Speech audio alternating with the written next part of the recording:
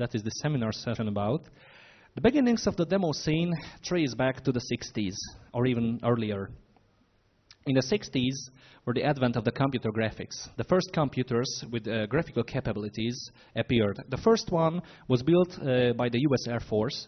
It was a radar connected to a computer because the researchers found that a computer can plot the course and the speed of incoming aircraft much faster than analog devices. So the first computer, graphical computer, was a radar called Whirlwind. It was a very successful construction. As I recall, it was completed in '52, and it was used till '82 or something like that. It was a very good computer. But the first real computer, real graphical computer, was the DAC-1, the first 3D graphics computer, design augmented by computers. It was a development of IBM and General Motors in '59. It was first presented in '64 on the Joint Computer Conference in Chicago. This was the first computer that was capable of 3D graphics, vector graphics. It was still using a vector monitor. You know, vector monitors were before raster monitors. They were drawing, the electron beam was drawing lines on the screen and not dots like today's monitors.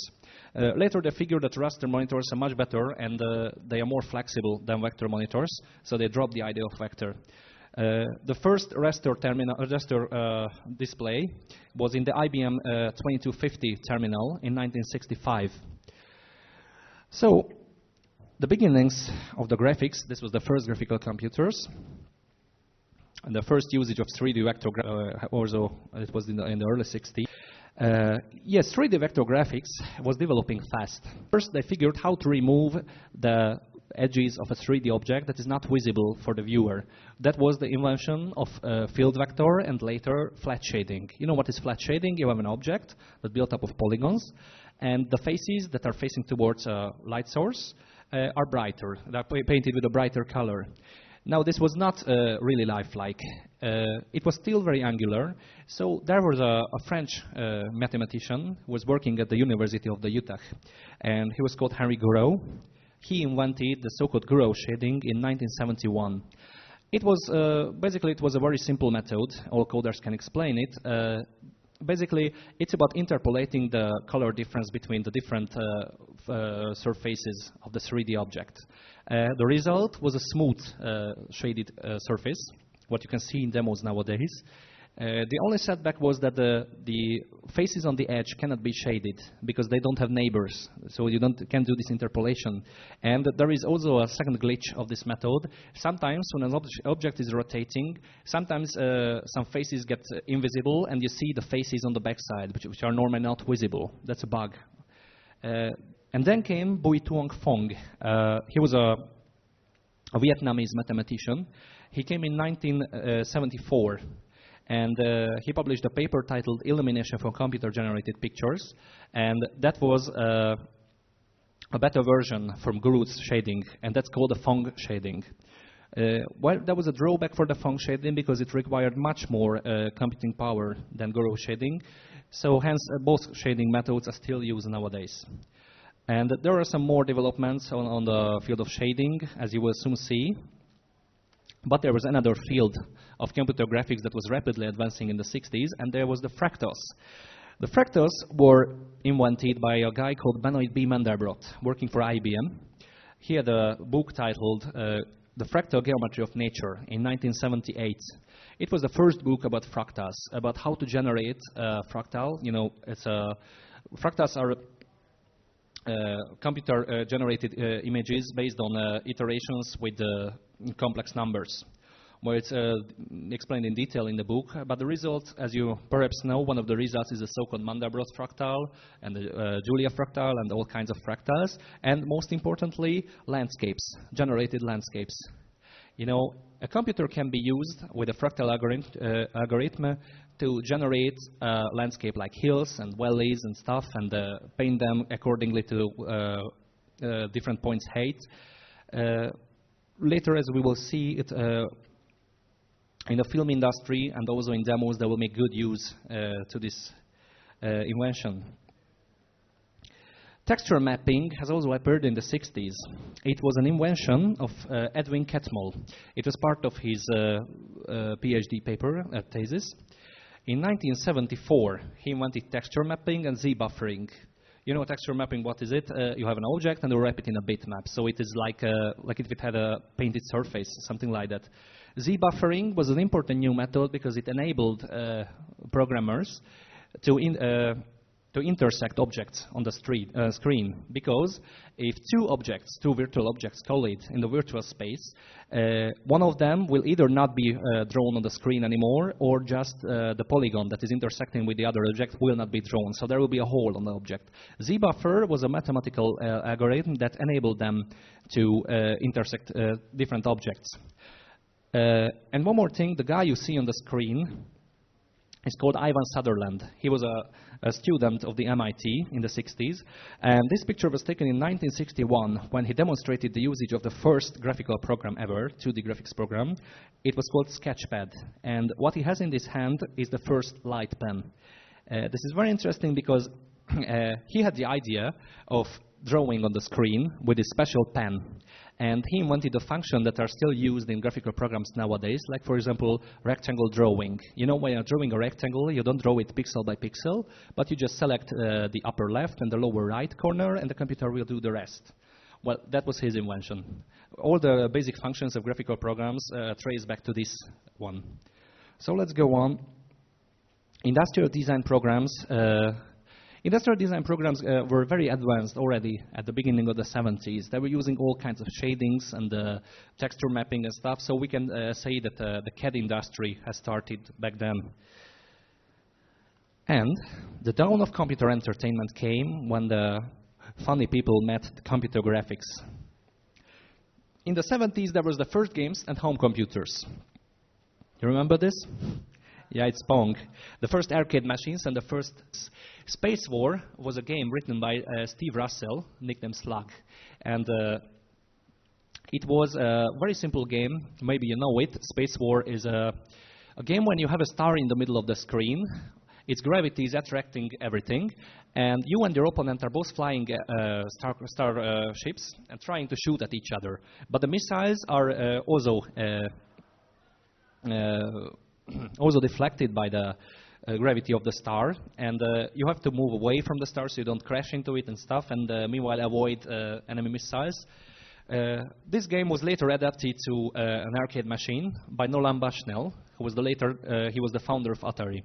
Well, Space War was not really the big hit, but his second game, Pong, was, and that was where the story of Atari started, when they built the first Pong arcade machines, placed them in bars, and later, they made the first real home consoles. Okay, it was not the first, because there was the Magnavox Odyssey well before the Atari VCS, what you can see on the screen. That was the first console you can connect to a TV and play games. But the first real console, modern console, was the Atari Video Computer System in 1977. It was designed by a guy called Jay Miner. You know him, he was also the designer of the Amiga. If we go on, the next step of home computer development were the real home computers. You know, people quickly get bored of just playing with the computer they have, and they wanted to write programs on their own. And then came Apple and released the Apple II home computer, as you see, in 1977, just in the same year as the Atari VCS came out. Now, this was already space age back then. Releasing the Apple II was like if today someone would have released a 1024-bit computer with the capability of a Hollywood render farm and call it a game machine. Well, this was Apple II. It had graphics, it had music, however very primitive, but it was a real computer, and it spread very fast, especially in the United States. And here was the birth of the scene, when the mass demand for these computers woke, and the first online communities were born. Because you could buy a modem for your Apple II and connect it to BBSs. You know, the first BBSs appeared. Actually, with this, we have to go back to the Atari VCS again. because in 1977 there was a little company called GameLine which had an idea of making a special module for the Atari VCS. It was plugged into the cartridge port, whereas it was the only port. It was actually a modem with a built-in software that was built in an EPROM. And you could call an online service with it and download games to Atari VCS. These games were just like 4 kilobytes or 8 kilobytes big, so it didn't take long. But this was the world's first online service. And some years later, this GameLine service grew that big. Later it was called America Online, even till today. So the first online communities were built by the Apple II sceners in America. So funnily enough, the scene, as we know it, was born in America, where there is no scene nowadays. Well, practically there is none. And on a computer, which nowadays has a very weak scene, you know, the Mac scene and the Apple scene, wherever. This was the first time when crackers appeared. You know, there were games for these Apple machines, and people started copying it, and the game companies invented the copy protections. And this was the first time when crackers tried to remove these copy protections. One of the general methods was to use disk formats that are non-standard disk formats that are unreadable for normal copying programs. And crackers made some special utilities called muffins that enabled users to copy this copy-protected software. And this was also the first time when this people used nicknames, and they got in groups. The first known groups were all American from the Queenstown area of New York City. The first groups were Apple Mafia, Dirty Dozen, the Warlords, and some more. They were all founded around 1979 and 1980. The first pirate BBSs has appeared at the same time. One of them were the Sherwood Forest, another Bloody BBS, Thieves Underground, and Rat's Nest. These were all Apple II boards.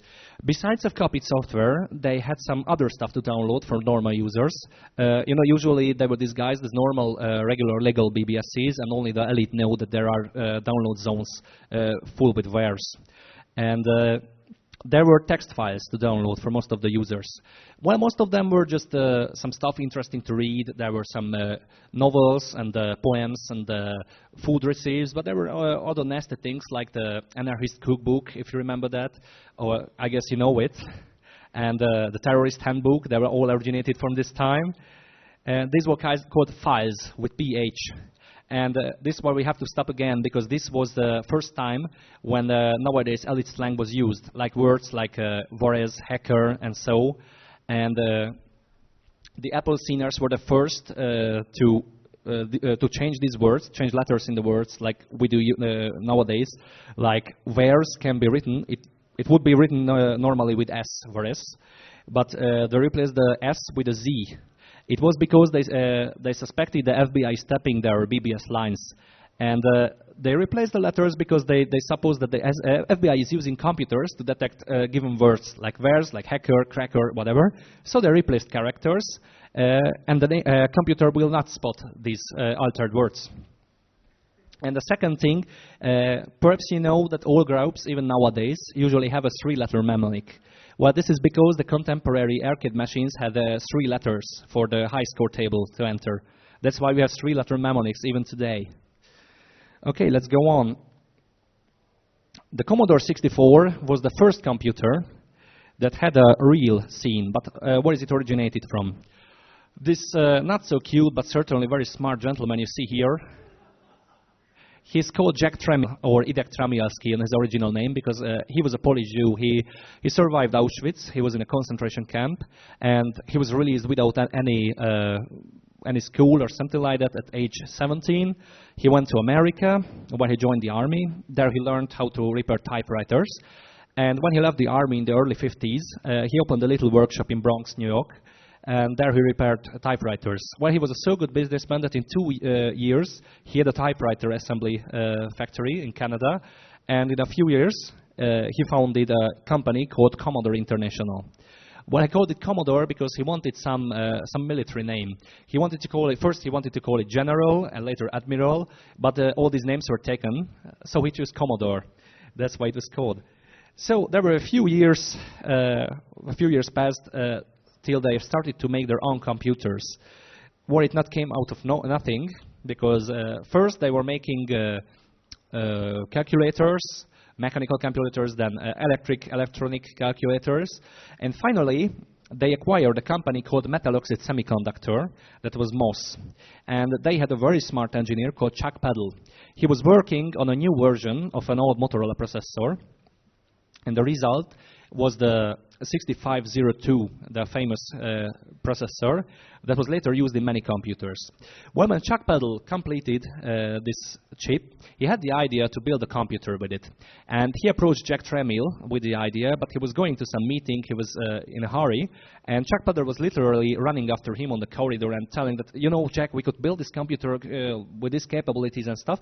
And Jack didn't say, he just said, build it. And this little sentence started the career of Commodore as a computer company. The result, what you see on the screen, was the PET series, a series of business computers. Well, it wasn't a very good computer, even in its time, but it was a forerunner of much better ones. Later, Jack Tramiel had the idea of building computers for the masses, and they had a slogan, computers for the masses, not the classes. Well, a thing to know, Commodore never had a marketing section. All the marketing was done solely by Jack Tramiel. He invented all the logos, all the slogans and everything, and it worked very good. As soon as they had a marketing section, Commodore went bankrupt. Yeah, really. So it was the PET series. And they had an idea. Later, they made a VIC-20. It was the first home computer. It was not a very strong computer. I guess you know it all. It doesn't need any introduction. It wasn't a very good computer, but it was a forerunner of a much better one, as you know, the Commodore 64. But there was another plan, the Super PET. The Super PET series was supposed to be an advanced PET series, and they designed two models, the PET P, Super PET P, and the Super PET B, business and private. Private was supposed to be a home computer, but this project was running very slow, and the Commodore 64 was finished earlier. And that's why we nowadays have the Commodore 64 and not something called Super PET. It was only a matter of a week, anyway. And only a matter of a little software problem. So, in '82, they released the infamous Commodore 64. Originally, it was planned to call the VIC-30, but Texas Instruments were already running a very aggressive marketing campaign against the VIC-20, and they didn't want it to be the people to think it as a successor of the VIC-20, because the VIC-20 was already considered very obsolete. So Commodore 64 was released, and later in '84, Commodore 64, Jack Tramiel was removed from Commodore. That was a very bad move. Actually, he left the company on 13th of February, which happened to be a Friday. That was the black day for Commodore. From there, nothing was going as supposed at Commodore, and Jack Tramiel went and purchased Atari. So he was now running the competition of his original company. So very interesting. So there were some more Commodore models released, 8-bit Commodore models released. Like on the picture you see the Commodore Plus 4, and you know there was plenty more. You can see them in the book. But neither of them was just as successful as the Commodore 64. It turned out that the Commodore 64 is a deadly competition even to Commodore itself. So there was just one very interesting model, the Commodore 65. That was the last 8-bit model which was not released. It was manufactured, there were a few hundred of this made. They were stashed away in some storage because they purchased Amiga, and that's why they didn't release it. And after the liquidation of Commodore, some collectors got these computers. You can find the details in the book. It's a very interesting machine, but sorry, we don't really have plenty of time. Let's go on. The beginnings of the Commodore 64 scene. The early cracker scene, it all started on the Apple with cracking games and putting their names in it. There was no point for that. They just put the name in it. Later, they also removed the copy protection. Then there was a point for that. But it was continued on the 64 scene. As you see, this is a high-score table of Wizard of War, a very famous game. And there you see a cracker put his name in it. The term really appeared with a guy called Ali. He was a trader. He was the first, a German trader. He was the first to release cracked wares pegged with his name included. Well, this was a very important step because no one was caring about the spreading or the reputation of their releases. They just released it, and there you go. They copied it to their friends. Okay, this was the big idea of Oli, to release it as a product. And the first crackers were using different cracking methods. The first was the so-called reset cracking.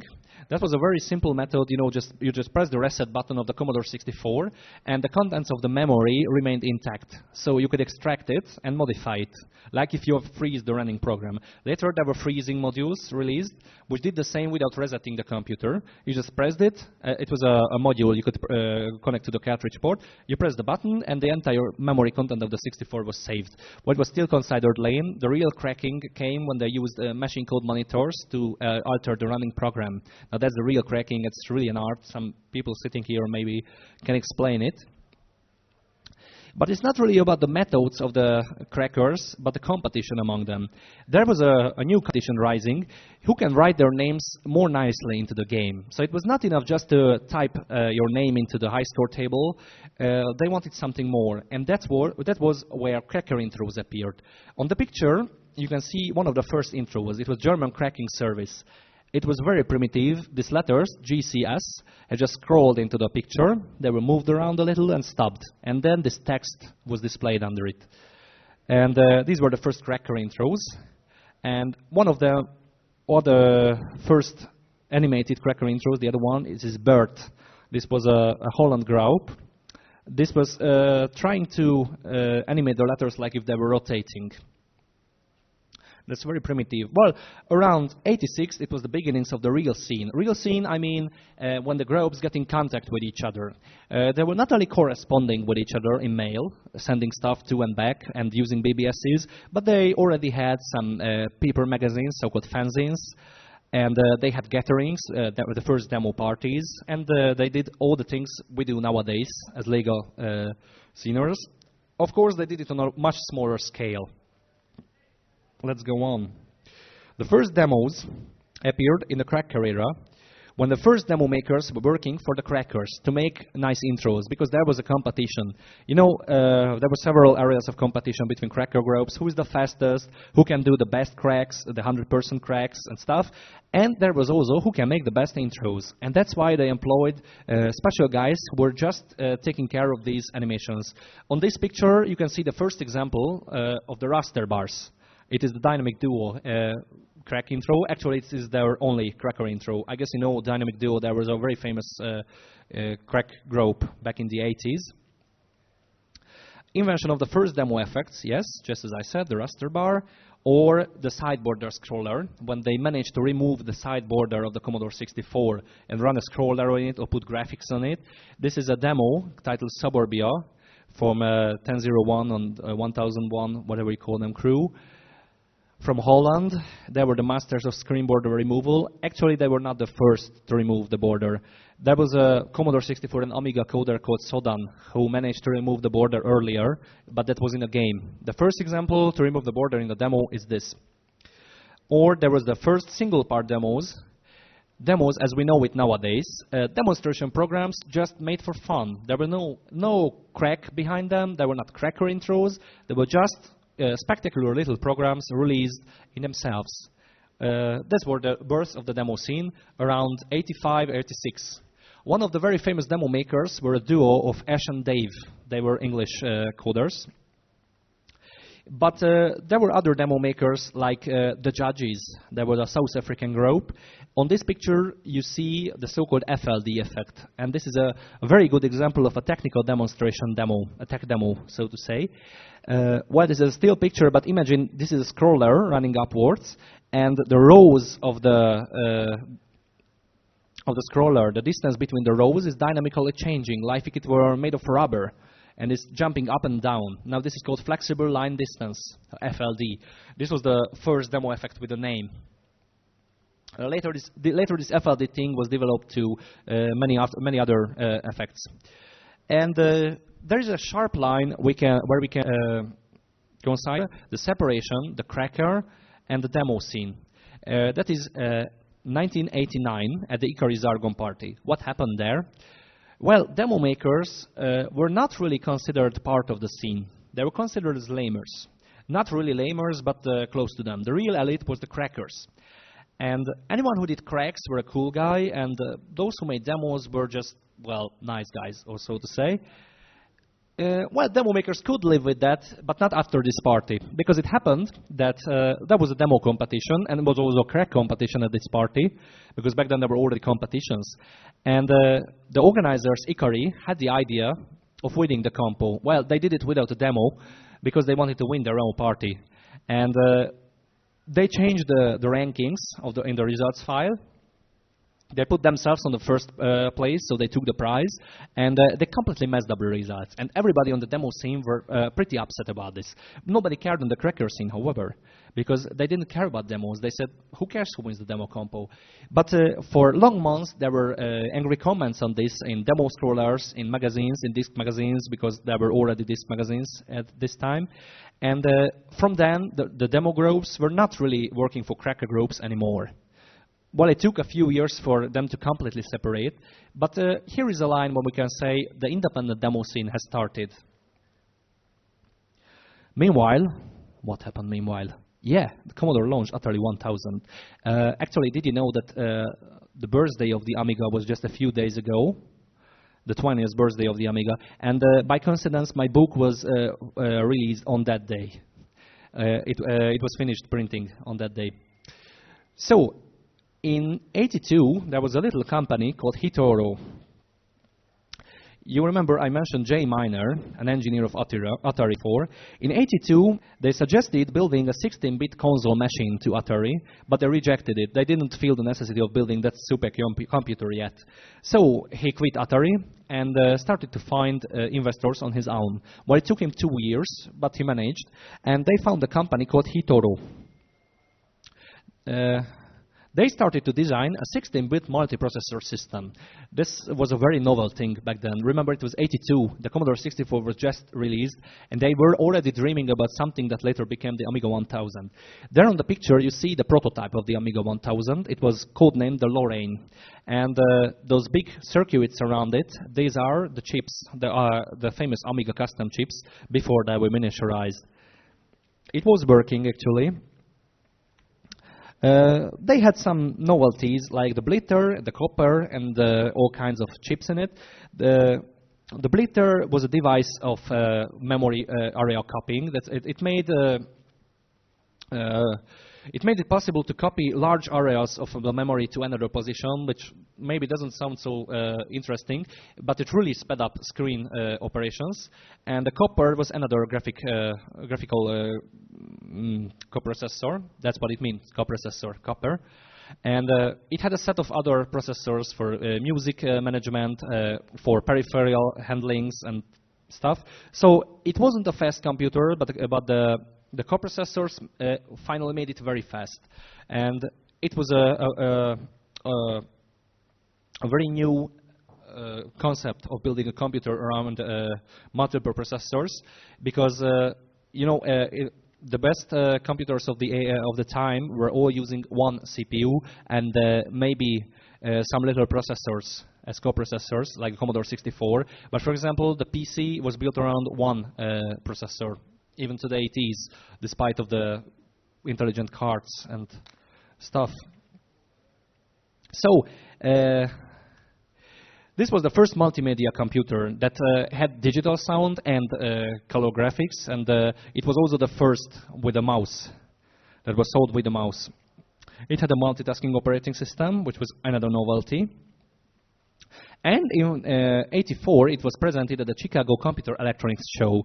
Yeah, that device you have seen on the previous picture was displaying this demo. This was called the Boeing. This ball was rotating. It was bouncing around with a sound like boing, boing.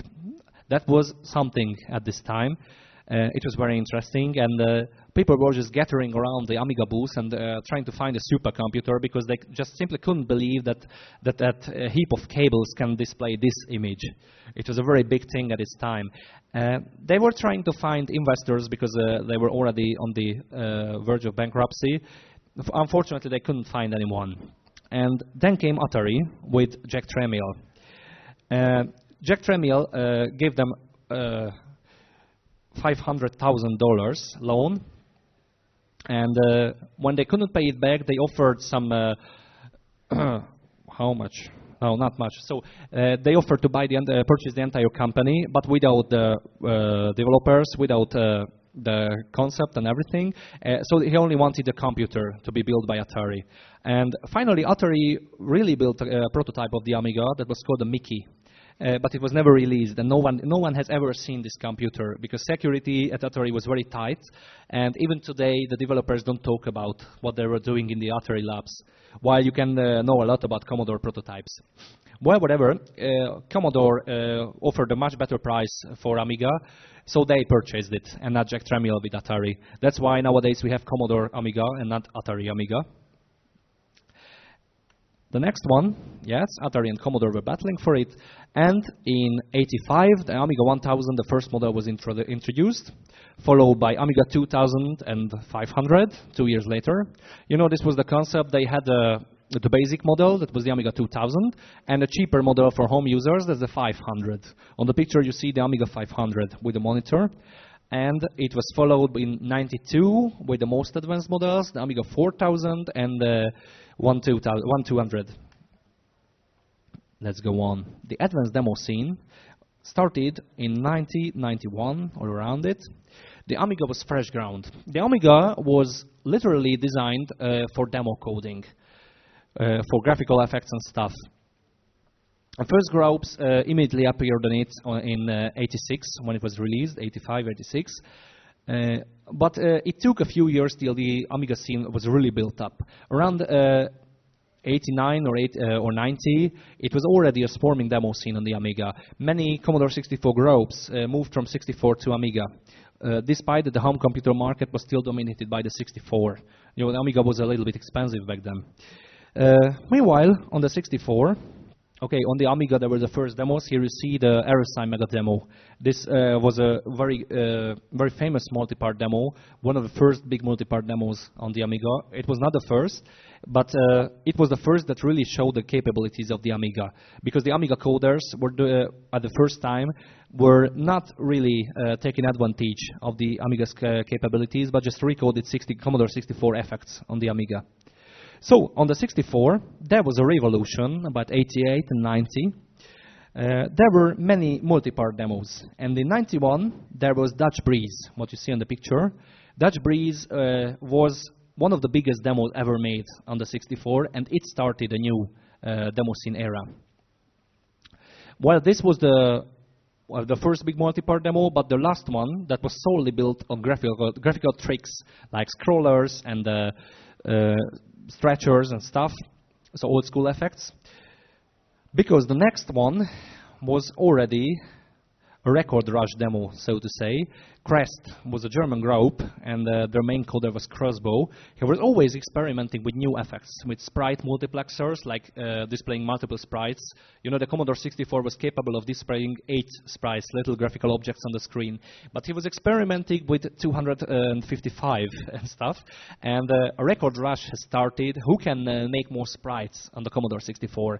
The same was going on in the Amiga, and this record rush had reached other areas, like who had the more faces in a 3D object, and maybe you all remember that, who has the longest scroller, stuff like that. So Crest was very important because they were one of the most active groups in the time of this demo revolution, and they have invented a lot of demo effects that were used for years.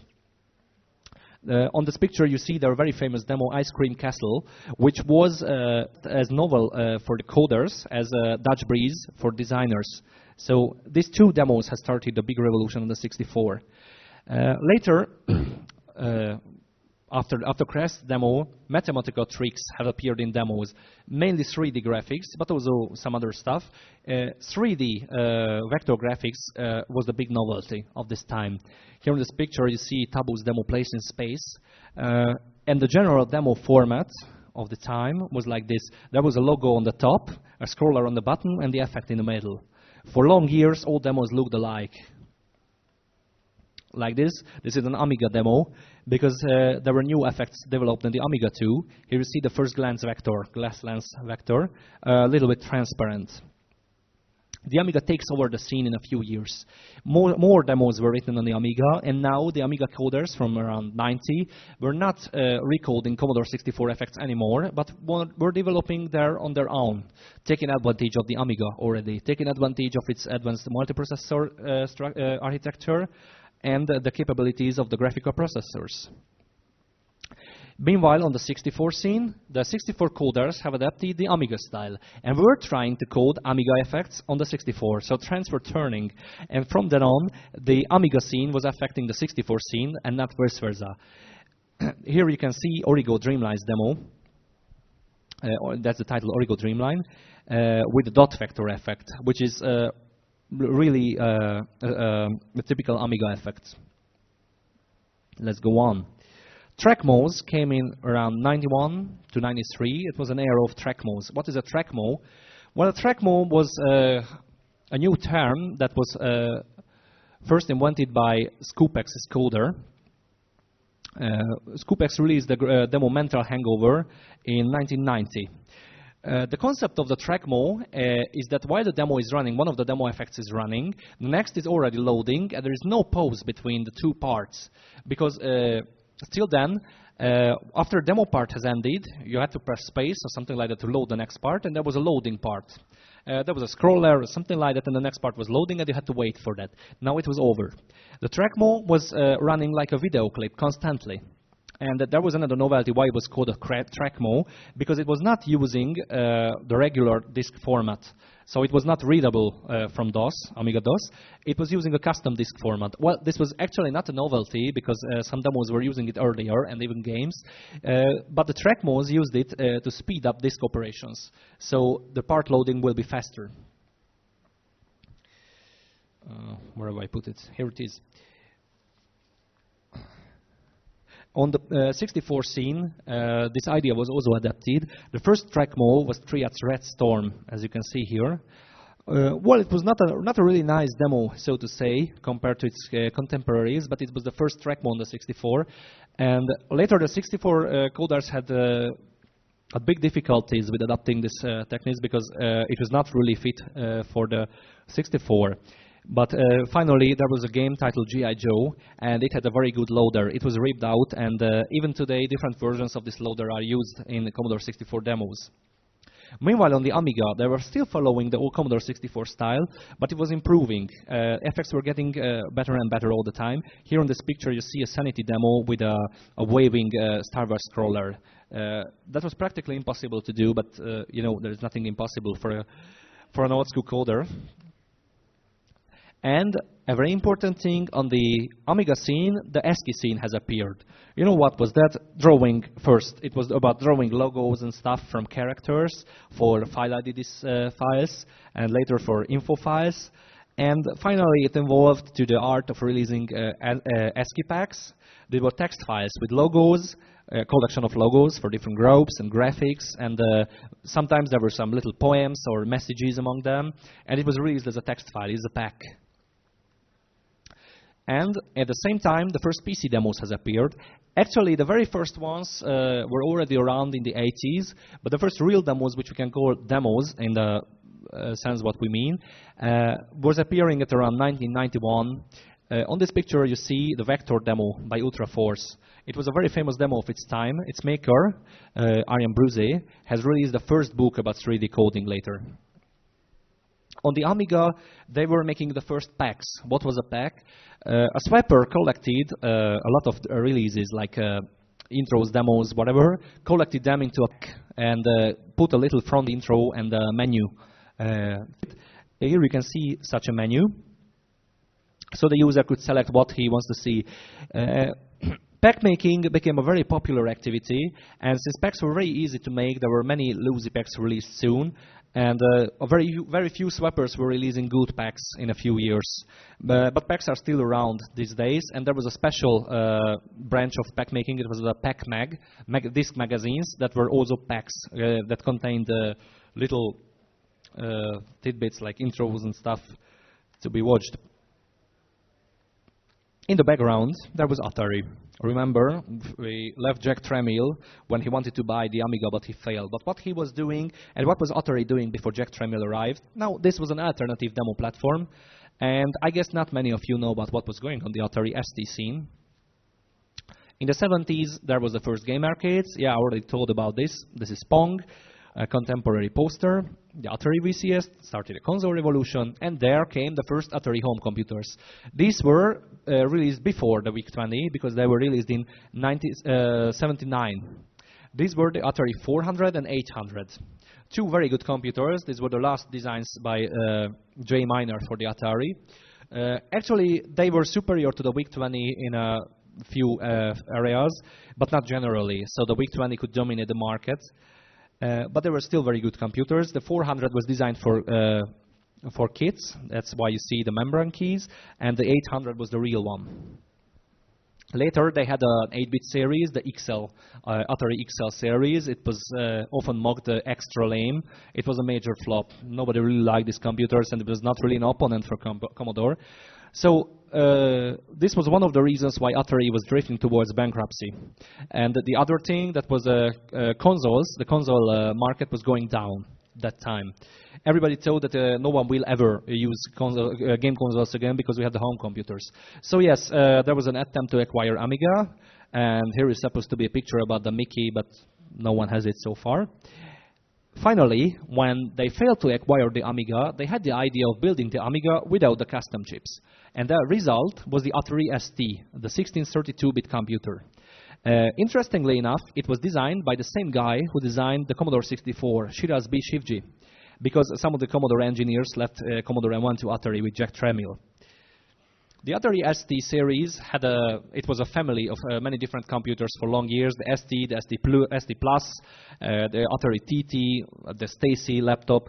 They were very famous for their musical capabilities because the ST computers had MIDI in and out ports. And many famous musicians actually used the Atari ST during their concerts, like Madonna, Tangerine Dream, Prodigy. They were all using it. Finally, they released the Atari Falcon in '92. It was supposed to be a competitor for the Amiga 1200. It didn't have custom chips, but it had a very special digital signal processor. It was the DSP processor, which was capable of performing the same tasks as the Amiga custom chips, all of them together. So the DSP was capable of, for example, JPEG extraction, animation playing, music playing, whatever you want. It was a very good computer, but it was still not a competitor for the Amiga.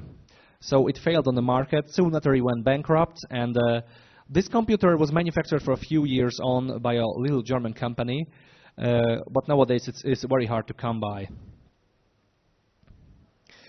The Atari ST scene, yeah, that's interesting. What was the Atari ST scene? Well, around 1990, there was the first little music demos.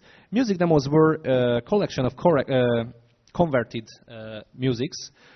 Usually they converted Commodore 64 musics, and this is a very good example of what you see on the screen. This is Little Music Demo. That was a collection of converted Rob Hubbard musics.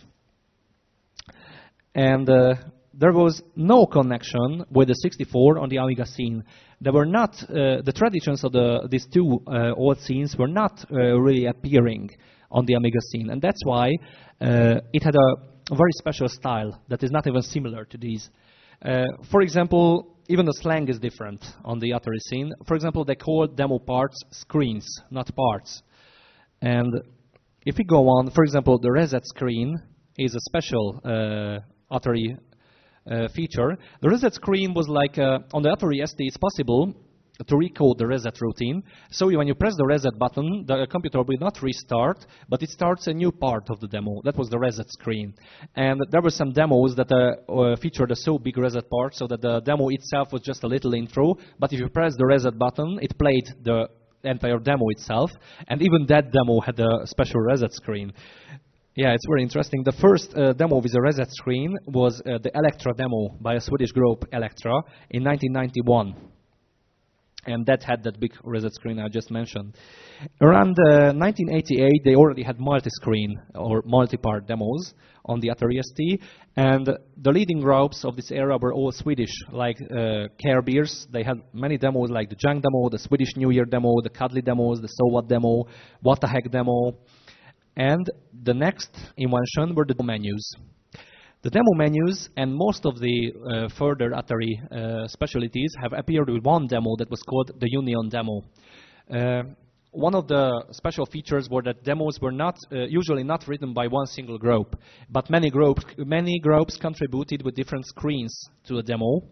And these screens were not necessarily demo parts, so not like some spectacular demo effect, but sometimes there were music parts where you could play music. You know, the Atari ST was not really capable of playing digital music, so if you coded a module player, then first you were a very good coder, but you had to use up to 30 or 40% of CPU time for playing a module music, so we didn't really have processor time to play demo effects.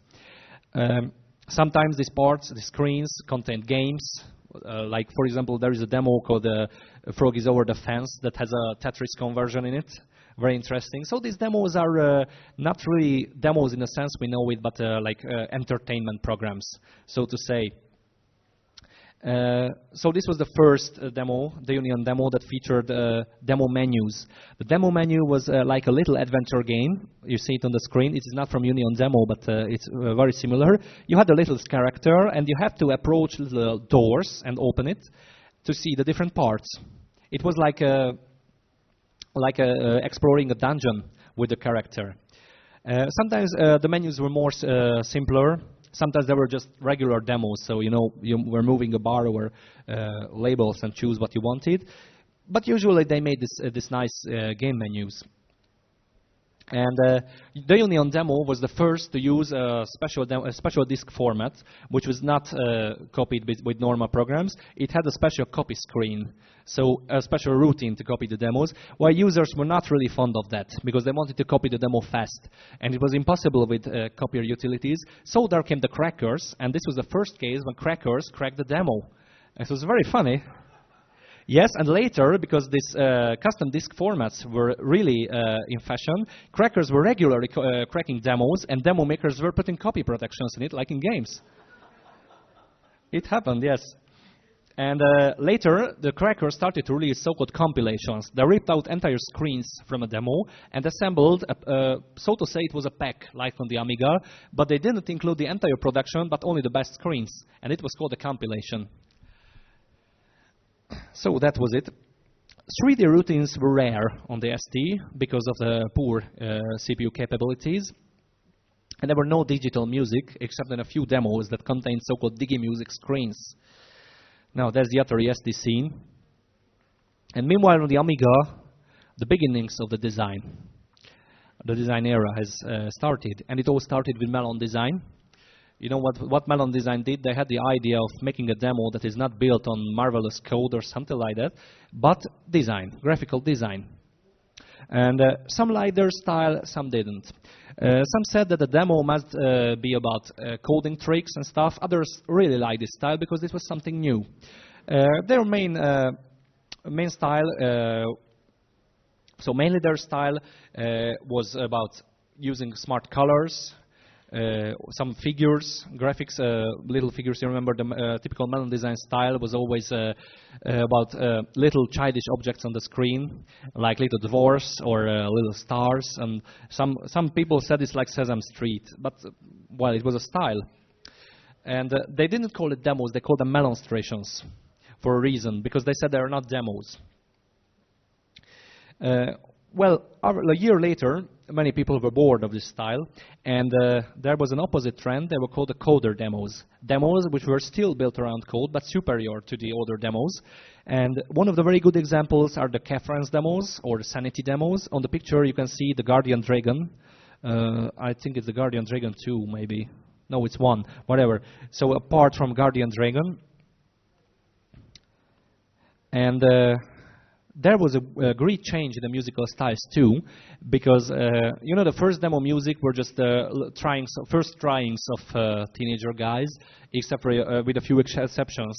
You know, the first big musicians were like Romeo Knight or Format and other guys, but around 92 and 93 there were already some professional musicians on the scene, like for example Jasper Kidd, Björn Lind, also known as Dr. Evsam, Black Star and other guys.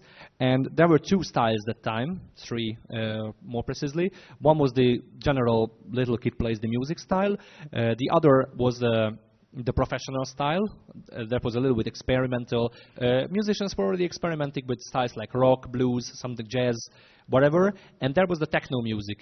Techno was relatively new, you know. Around this time, the techno music was at first appearing in clubs and discos. And some people liked techno, some didn't, because it was relatively simple to make techno, but it was still very hard to make good techno. And there was a lot of debates about techno music at the time, but finally techno took over, and most of the demos had techno music till around 93 or so.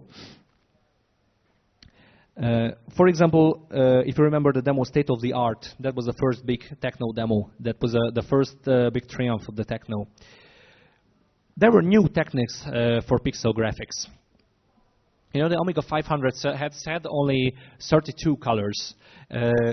But graphics had to draw with this, but it was already much better than the Commodore 64, because the Commodore 64 was not only just 16 colors, it was very restricted, because you just couldn't just draw on the screen and that's it. The Commodore 64 screen was divided to little blocks, so-called attribute cells. In an attribute cell, the size was depending on the graphics mode you were using. In one attribute cell, you could use only a limited number of colors. Like, for example, 4 pixel by 2 pixel cell, you could use 2 colors of the 16. While on the Amiga, you had the freedom of drawing, but it still needed guts, because 32 colors aren't enough. There were the first big efficiencies. The new technologies involved the usage of scanners and sketches. So the graphicians were not just drawing on the screen anymore, but draw something on paper, they scanned it, and finished the graphics on computer. Many graphicians despised this method, because they said it's not really art. Well, we know it is. It got much worse years later. And there was a method on the Commodore 64 called wiring. It was drawing the graphics on a stronger computer, like on the Amiga or the PC, and converting it to the Commodore 64 with a wire. That's why it's called wiring. Meanwhile, the demo scene has turned into a serious art subculture.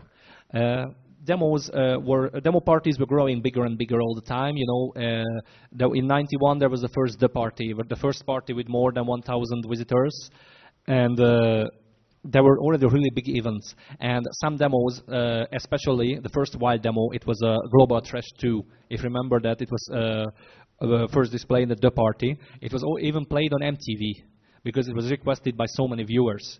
So it has turned into a serious art subculture, and if you take a look at the artifacts of the contemporary demo scene, you can see that it was really art. So if you take a look at this picture, this was a splash screen of Row, a very famous disc magazine of the time. This graphics in the middle uses only 12 colors. Now this is something. Yeah, in '92 there was the first assembly. So far it wasn't a PC party, but it already had PC Compose, and years later it developed what it is now, one of the leading parties of the PC scene. Yeah, the Atari ST scene was slowly adapting to Amiga trends and styles. So the traditional demo menus were eventually disappearing, and they were picking up the Amiga TrackMo style. And for a few years, the Amiga ST scene was living in the shadow of the Amiga scene, but around '93 or '94, it was on the verge of disappearing. And there are very few Atari demos made these days.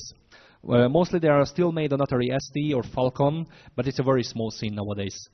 And yeah, meanwhile, there was the part in '92. There was the first intro competition with size limitation for intro. It was 40 kilobytes. The winner was the Tetris intro by Melon Design. If you remember that, it was a little intro. There were some Tetris shapes falling, and there was a Russian music under it. It was a very cute little intro. Let's go on. Rise of the PC scene.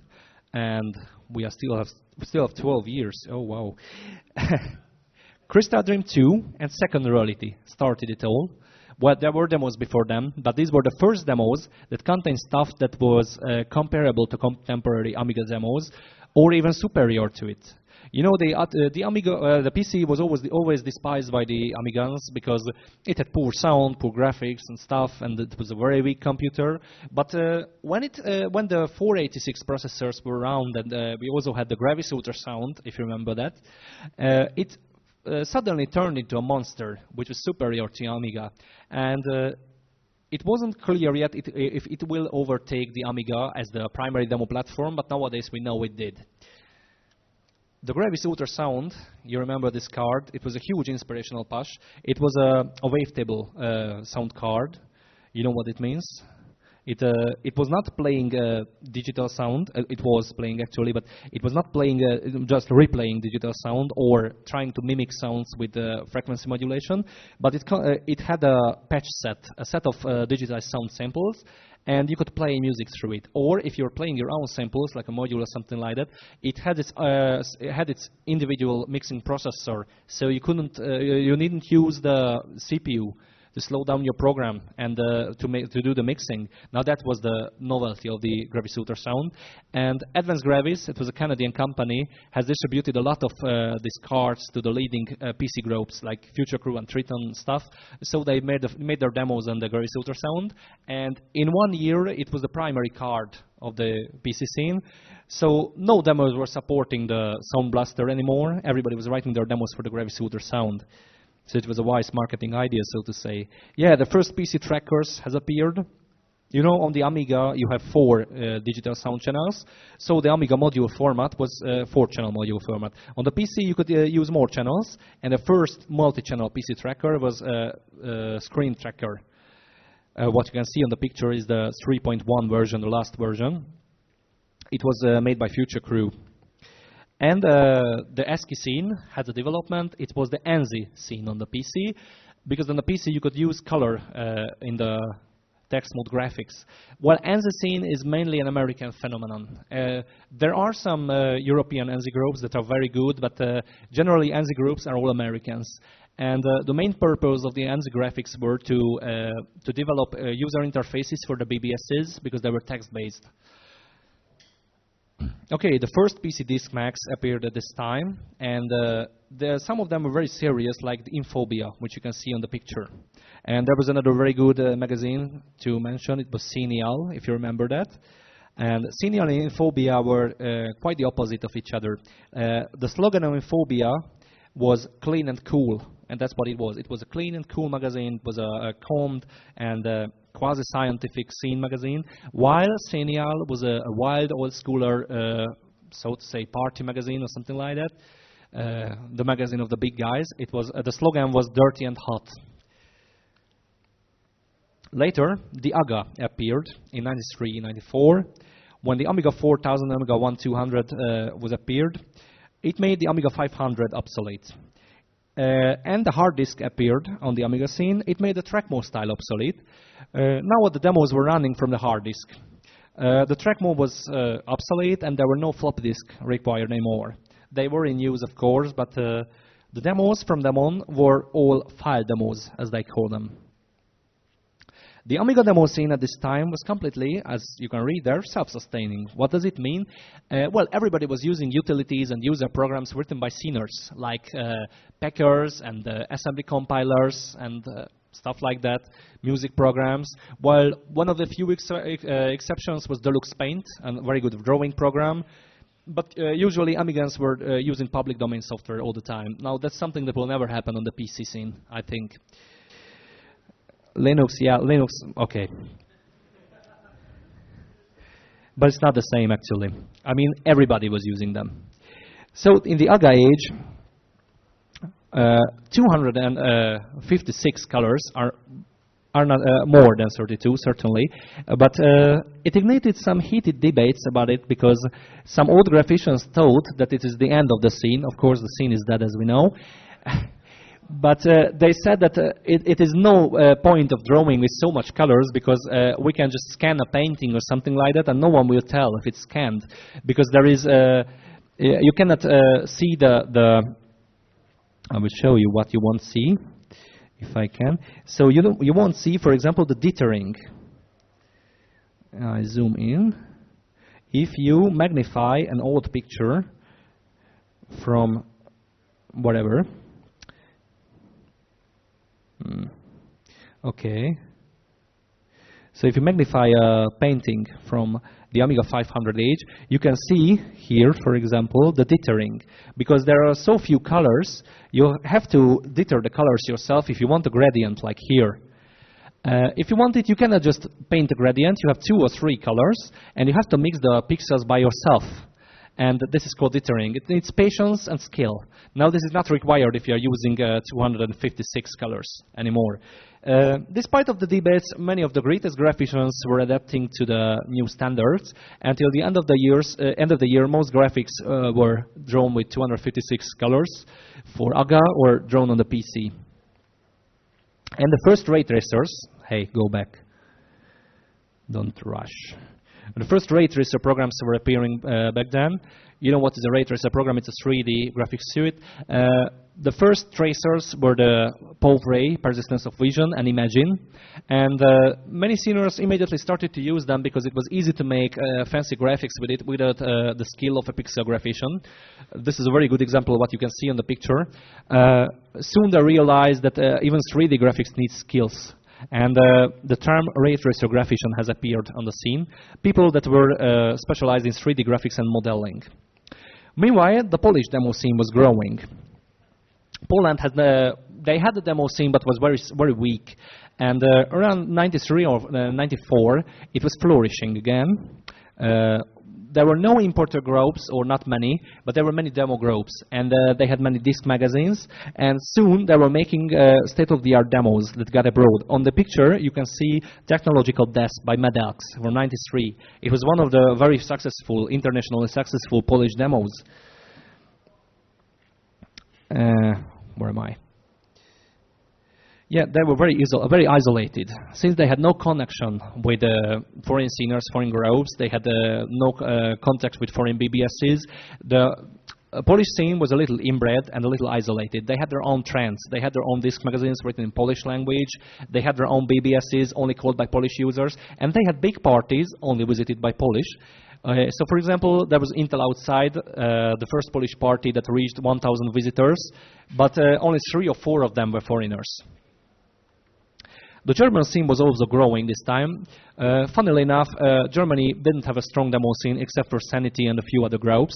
But in 93 and 94, there was a boom on the German scene. On the picture, you can see Never Like Uno. This was a very nice slideshow by a new graphician called Fade One.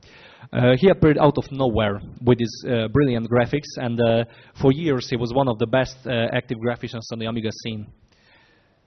And the Germans were also starting to organize big parties, like, for example, Black Box Symposium in 95, as I recall well, which later developed into Mecca Symposium when it got unified with Mecca, a PC party, and that is, nowadays it's called Breakpoint. The era of Tori and ducks, you remember this time when everybody was displaying Taurus or duck in the demo? Yes, it all started with an Amiga demo, sorry.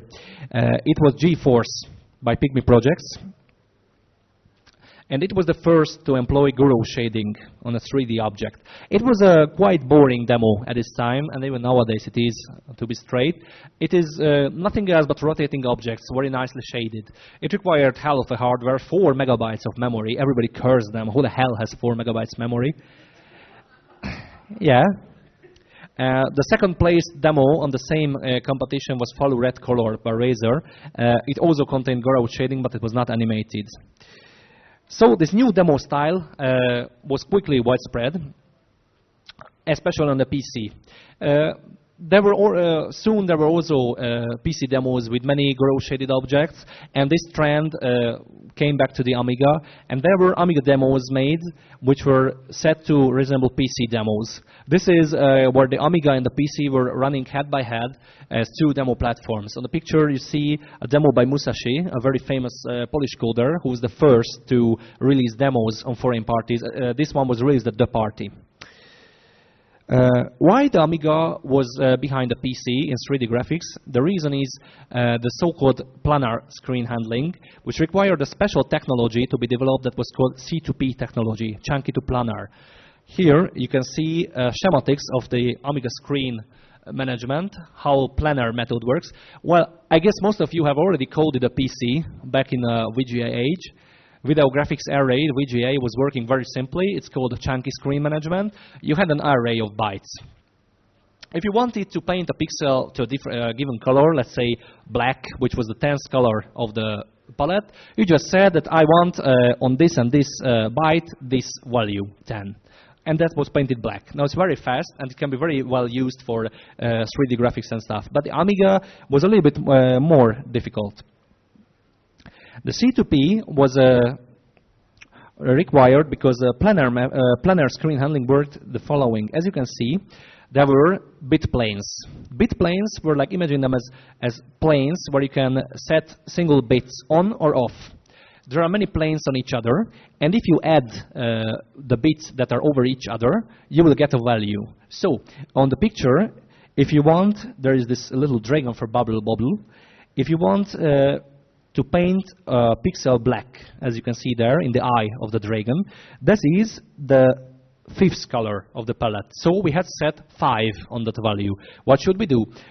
We have to set 3 bit planes on that position, because if we add them, the first, the second, and the third bit planes, the first will give us 1, the second will give us 2, and the third will give us 4 as a value. And this will be, oh, I don't really see it on the screen. Sorry, it's a little bit. So whatever, if you add these values, you will get a correct value to paint the pixel, the color of the pixel. But this is very slow because you have to perform 3 operations for 1 result. And that's why they had the C2P. The C2P was only the simple idea of not drawing on the screen, but they assembled the image in the memory, like they emulated chunky planar handling. And when the image was assembled in the memory, they just copied on the screen, and it was much faster. Still, usually C2P routines, C2P demos were already running on accelerated Amigas because there were accelerator boards already available. Meanwhile, there was a new DiskMag revolution. On the Amiga, there was the ROM, the rewarding orthographical masterpiece, and on PC, the Infobia.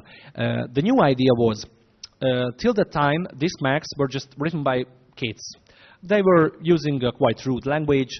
They were not really following the rules of journalism, and they were just written as it happened. The new idea was to make a demanding DiskMag with good language, with correct information about everything, not rumors, and not to use journalism to despise other groups. And the result was these 2 DiskMags, which really revolutionized disk magazines as we know them. And even today, the principles of DiskMag making are originated from these 2 magazines. For example, if you're reading Pain, you know Pain, the DiskMag, even Darkness, the organizer of Infobia, said it's very similar to the old Infobia. Well, it's not accidental. Meanwhile, the internet was spreading, and the scene met the internet. There were 2 networks started back then: the Aminet, that was a network for Amiga demos and other software, and Hornet.org, that was an FTP for PC demos. Well, Hornet.org is not running anymore, but we have plenty of FTPs to replace it, like, for example, Scene.org. Aminet is still working. And the demos has reached the point where harmony between code and design was reached. So it was not simply about design anymore, like for Melon design, and was not about code, but some very good demos were released. One of the good examples is Nexus 7 by Andromeda, the winner of demoparty 94. And 94 was the acme of the old Amiga Demoscene. For example, at Demoparty 94, there was the most demos released at a single party, Amiga Demos. Meanwhile, on the PC, the coder and the design demos were crashing. Again, there was a fight between these two styles. And the two very good examples for both are Dope and Stars, Wonders of the World. And these are also very good examples of how harmony was found between code and design. Usually demos were favoring either code or design, and that's the real difference between Dope and Stars, Wonders of the World. You can read more about it in the second volume. It's still in the brewery. And this time, there was a mass migration from the Amiga to the PC, just like people moved away from the Commodore 64 to the Amiga. Here is a very good example for a migrated group. CNCD released their demo Inside on PC. It was the third part of a demo trilogy, Close, Deeper, and Inside, which was actually a very famous demo, but we'll soon return to it. The PC scene took over around 97 and 99.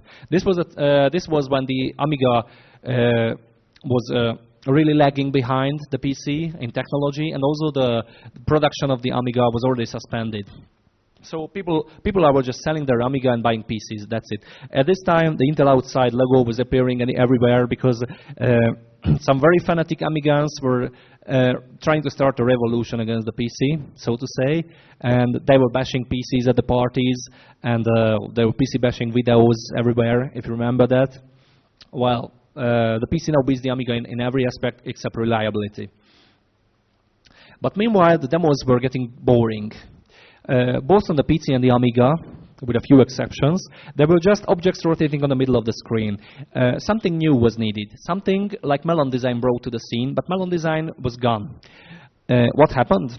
There was first CNCD, who were the forerunner of a new style. It is, as you can see on the bottom picture, it's a picture from inside. There were pieces of graphics put over regular demo effects. It was not like Melon Design demos where there was only graphics and nothing else. There was code, there was very good code behind it, but design elements was appearing. And as you can see on the top picture, that's from, I think it's from close, yeah, it was from Deep. Colors were used very wisely. You know, it was Desktop, their main designers, who came up with these color schemes, and he was doing a very good job. And they had the idea of demo remixes. This is a remix of Deep. It was titled Psilocybin Mix. The normal regular demo was recoded with different colors, different objects. It was resembling the old one, but it was not the same. And it had a much different music, a very weird, very progressive techno music. And this also led to a revolution in music styles, because there were some experimental musicians appearing. There were Yolk, Legend, Dune, and Muffler, and some of their followers, who started this very interesting style that was originated from Aphex Twin and Kraftwerk and other progressive techno musicians. Virtual Dreams, a very famous group, formerly a subgroup of Fairlight, also called Virtual Dreams Fairlight or Fairlight Virtual Dreams, has also made these experiments in this field with its Demo Factory and Sumea. You know, demo effects with some graphical garnishment. The opposite side were coder demos. This is a very good example. This is ARTtech, a German group who were still sticking to the old 3D style. Did in a very good manner with very fabulous code, but it was lacking design, and everybody was bored of the style after a while. So finally, we reached Black Lotus, who were also masters of colors. On the top picture, you see a very good example of their design. It's from Tint, and on the bottom picture, you see a screenshot from a famous PC demo. It is 303 by Acme. That was the first demo with human vocals, in a way. At this time, demo makers were experimenting with colors, combining as much colorful objects as they can with a wise color scheme designed by graphicians. This was a transition to a new style. And then it came, oh yeah, meanwhile, on the PC they started to use VESA True Color mode, so there were True Color demos, not only 256 color VGA demos. Yeah, the Hungarian PC scene gets isolated. Yes, this was a very interesting episode because the Hungarian PC scene has got into a state like the Polish Amiga scene a few years earlier. So there were no contacts abroad. Nobody was calling foreign BBSs. There were no internet yet. And Hungarian groups were competing each other. Like a very good example, what you can see there, Astraidea and Shock. The two fabulous Hungarian demo groups. They were always competing at all Hungarian parties. There were many parties at that time. Like in '96, we had around 14 demos in a year, big parties. So some of them were over 1,000 visitors, all Hungarians. So the Hungarian scene was a little inbred and a little isolated. The difference was that while the Polish Amiga scene has finally opened the barriers and the Polish groups were going to foreign parties and releasing demos for the wider audience, the Hungarian demo scene has practically died from this situation. So nowadays there are only a very few Hungarian groups. So to say, there is only conspiracy you can name for a really active Hungarian group. And there hasn't been any great activity since like year 2000 or something like that. So if we go on, yeah, new styles appeared around year 2000, and the concept of the layer demo was born. What is a layer demo? Well, it originates from the group Howjob. Well, there was a question often asked why Howjob is called the same as a German rock band. Well, actually that has a story. Triplix of Howjob has once told it to me, but he was very drunk, and later he told me not to tell it anyone. I will not. It's not in the book, but it's not accidentally called the same. So back to the layer demos. They continued with the concept of CNCD, putting graphical objects in the demo, but not just that simple as CNCD did. They made a rich design, like you see there. It was the work of Visualize on the top picture. This demo is from My Kingdom. It's from demoparty 97, the winner demo. The concept was doing this rich graphics with fragments of senseless text. You know, at that time there was a trend of demo lyrics. People were putting poems and messages in demo that put some style to it. But what Howjob had was completely senseless text that created an atmosphere. And the music was also following this trend because they mixed sound samples into the music that also followed this atmosphere. And finally, the demo had a feeling that cannot be reached with, purely with the coder's methods. And this was called layer demo because the graphics and the code and the stuff were put over each other like layers in Photoshop or any composition programs.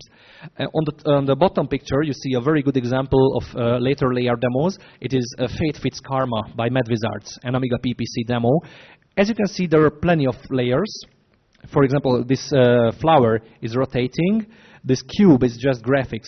And these fragments of text, they are completely senseless. You can put any text in a layer demo, like an extract from a newspaper, or you can, usually they put sound samples from 50s or 60s American movies into the music that gives it a very special touch.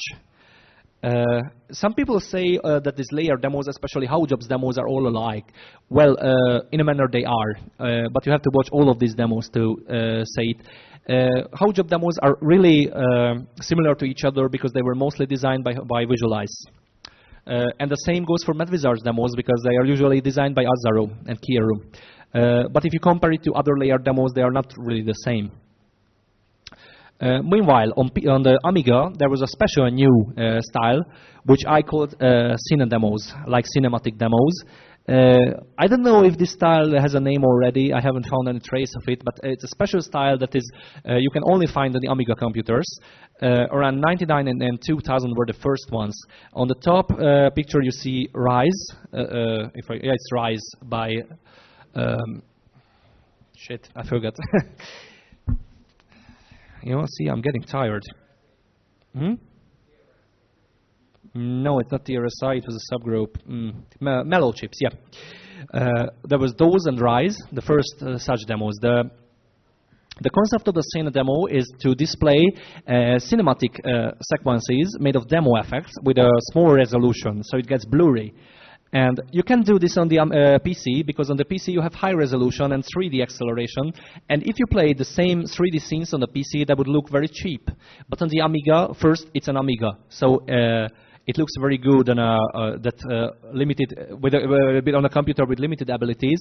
But also because the Amiga has a, because of its planar mode, the screen refreshing of the Amiga looks a bit different from the PC. Well, I can't really show it here, but if you watch an Amiga demo, you will have a certain feeling that the screen is acting quite different from a PC screen.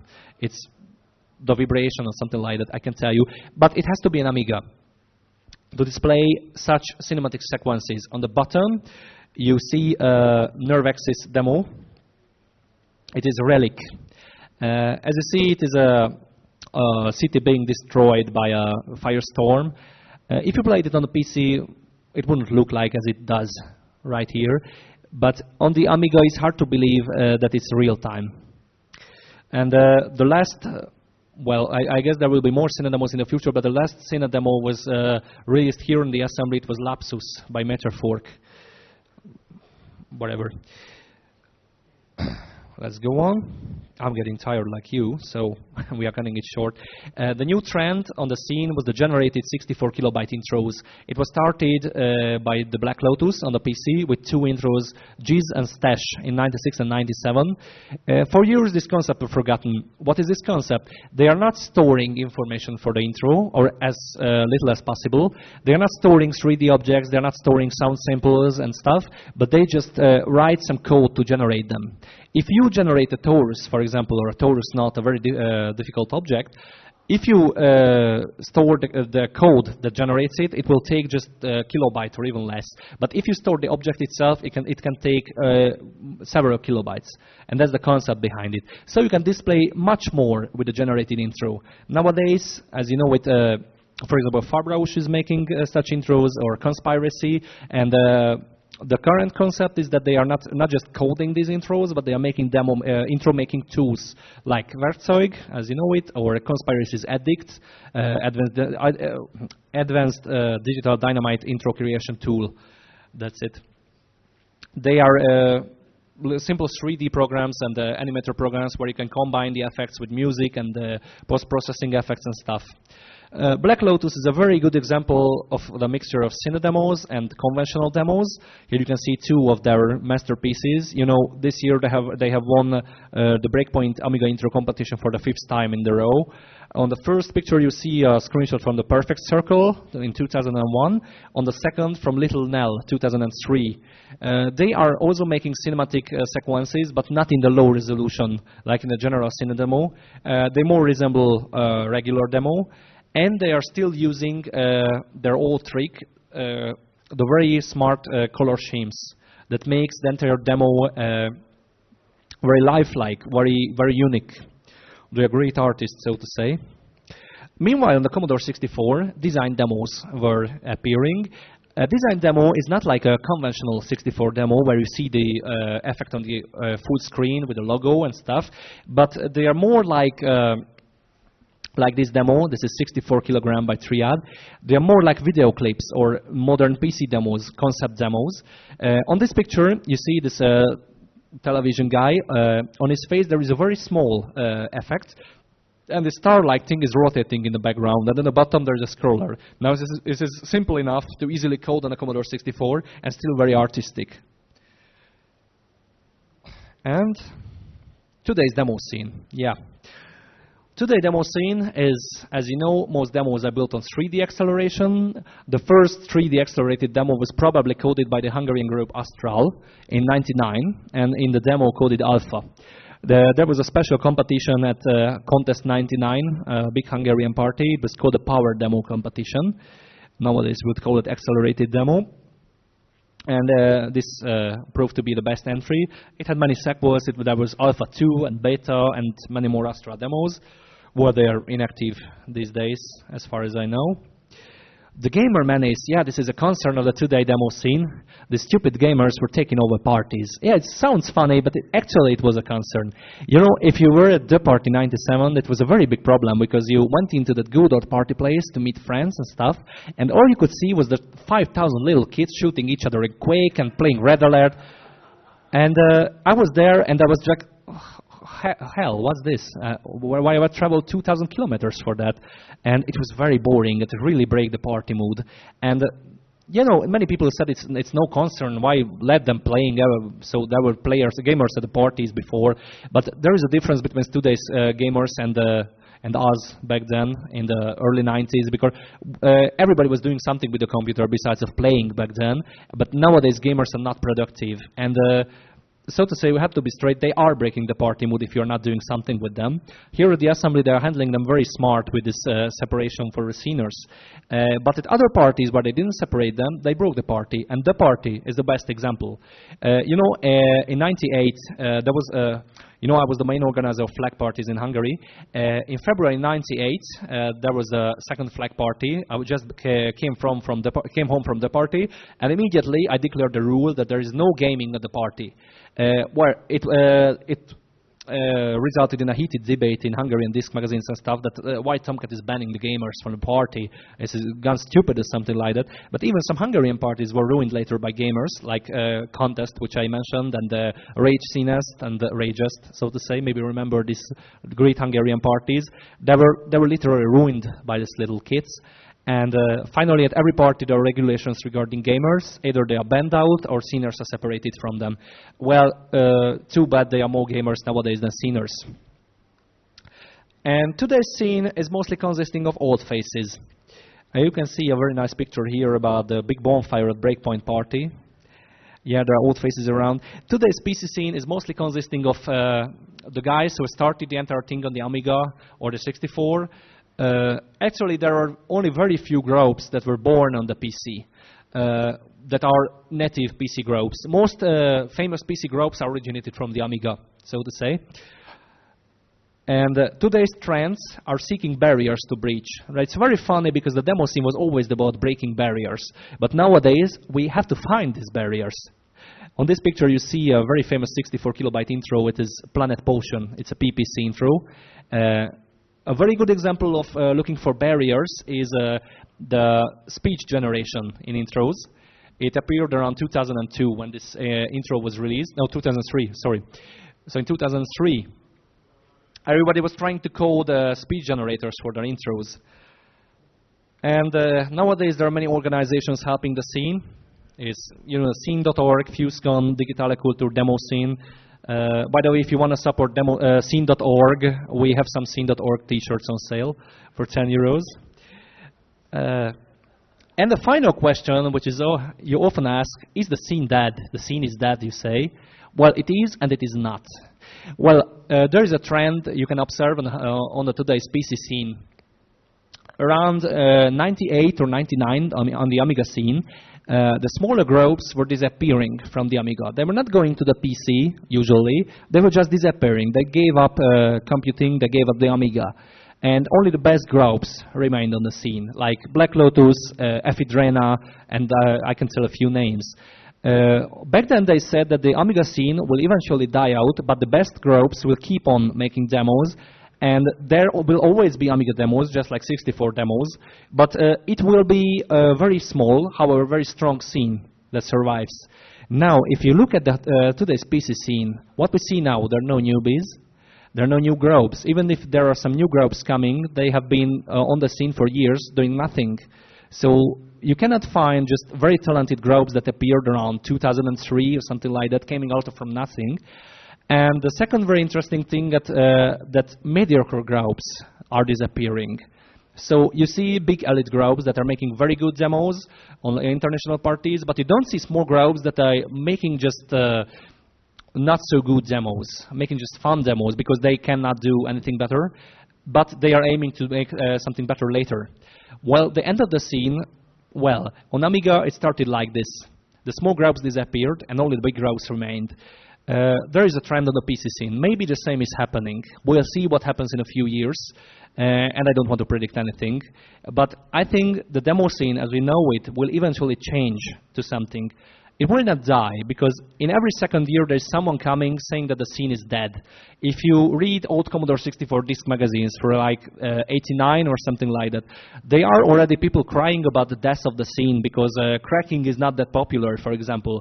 Or you can read about the death of the scene around 92 when the AGA chipset was released, the Amiga 1200 was released. They're crying because this is a too strong computer. There's no challenge to code the demo on a new Amiga, and so on. Even later, if you remember the PC scene, there was some debate about the death of the scene where the first accelerated demos appeared. Nowadays we have the same debate, and we will always have this. So the demo scene might change, but it will never die out, because the demo scene is not really about technology, but it's about friendship. It's a community, and communities don't die. So,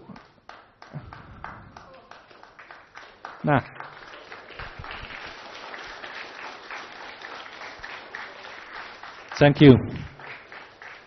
So now I think I'm tired enough. I will go to sleep. I'm out of pictures anyway. Thank you. If you have questions regarding the book or all the bullshit I told here, want to tell I'm stupid or something like that? No one has questions. Wow, okay, what? Future for what? Linux demos. Well, Linux is just like the Atari ST, for example. There are demos made for it, but it's not the mainstream. And I guess it will never be the mainstream unless Linux takes over the Windows. So, oops. ST what? OpenG? Multi-platform demos. There were multi-platform demos. Time by time there were. For example, Complex had a project to make a demo on all platforms, Amiga, Atari, PC, whatever. And actually there are some groups who are porting their demos, like Astral, for example, was one of such groups. They were both coding for Amiga and Windows. But all experiments to port a demo to all platforms eventually fails. The big demo that was Complex's big demo that was supposed to be running on all computers was dope. Only the PC version was made. But if you go to Poet and take a good look at the demos, you will see these little icons next to them for the platform, and many of them actually has several platforms. Usually they are running both on Linux and Windows. Some of them also run on PPC and stuff like that. Yeah?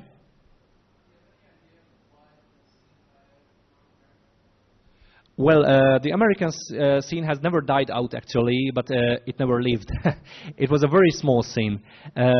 You know, it all started with around the early 90s.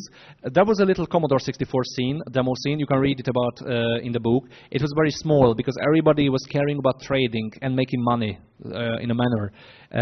People were not doing mail swapping because it was more expensive than using BBSs. You know, in Europe they're called American modem land, and modern trading was considered lame. It was faster than mail swapping for sure, but it was considered lame because it had no personal connection between the swapping partners. And in America, they always cared more about things that make you money. For example, on the BBSs, if you look at the American ANSI scene, it's quite strong, but you cannot find people that are doing pixel graphics.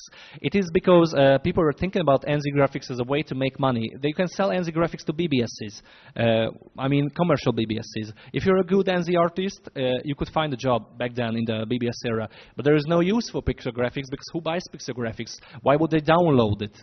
So there were a few guys who were making demos, very nice. You know, there are a few famous names, like on the Commodore 64 there was Havoc or Venom, or on a PC there was Renaissance and other groups. There are not many American groups. That was very silent.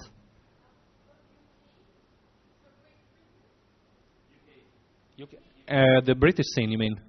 Yeah, there are very good English groups. For example, Nervex is an English group who started this entire Cine demo thing with the I forget, mellow chips. They were English, and there are some good sceners from the UK, like Statics, for example, the famous coder who coded 303.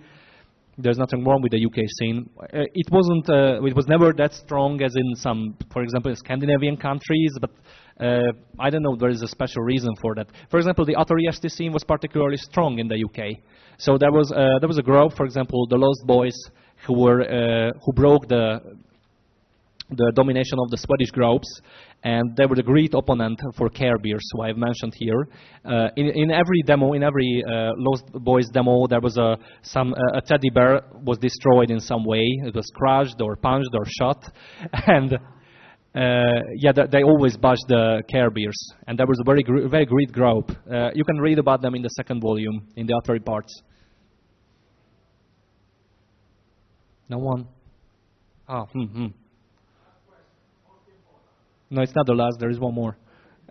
So, yes, it's available now. If you come out right here to the right, there is the T-shirt booth. I'm selling very lovely T-shirts. You can buy T-shirts too. There I'm selling the book. It's 25 euros. It's the first volume. The second volume is planned for next spring. Surely we'll have it for the next assembly. It's the second volume is let's say it's some 60% finished. The first contains the 64 and the Amiga scene history and the history of computer graphics and music. The second volume will contain the PC demo scene. And in the second part, there will be one chapter for the smaller scenes, like the Macintosh, the Atari, ST, and Falcon together, and also Excel, consoles, Acorn, Commodore Plus 4. You can sell a few consoles. That's it. What was there? Louder, please. I'm deaf.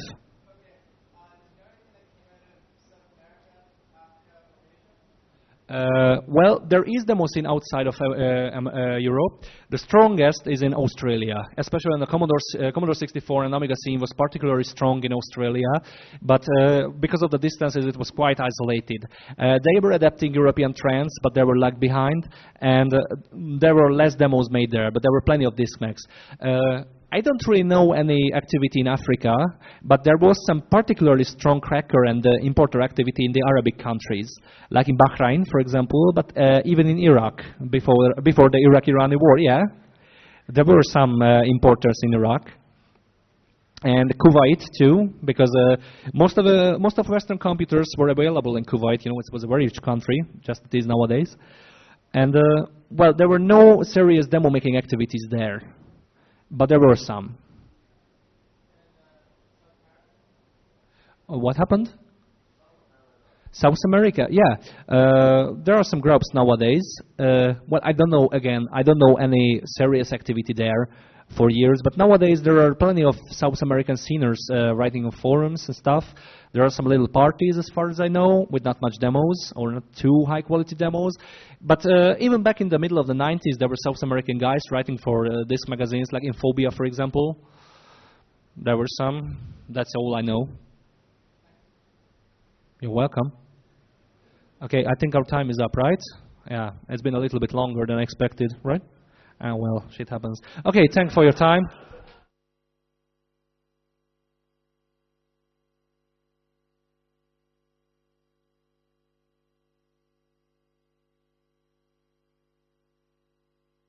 And for more bullshit, buy the book, and the next one comes next year. Thank you.